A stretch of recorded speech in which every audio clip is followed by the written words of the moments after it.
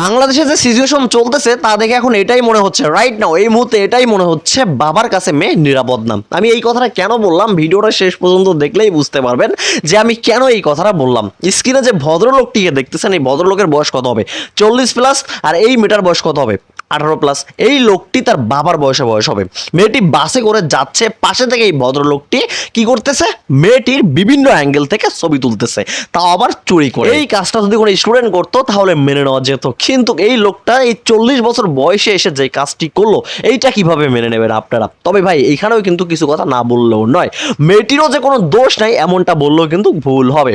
সে যে dress up পরেছে এই ড্রেস আপটা তার জন্য মানানসই ছিল না। মেয়ে মানুষ ধর্ষণ হয় প্রথমত তার ড্রেসের জন্য, তার ড্রেস আপের জন্য।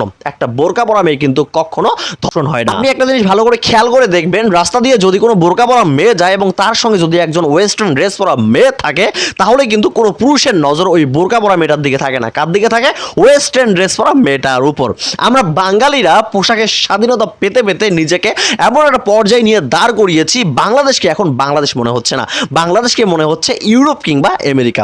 আরেকটা কথা বলি, এই মেয়েটা যখন ফেসবুক কিংবা ইউটিউবে বিভিন্ন অ্যাঙ্গেলে ভিডিও কিংবা পিকচার আপলোড করে তখন তার আত্মসম্মান কোথায় থাকে?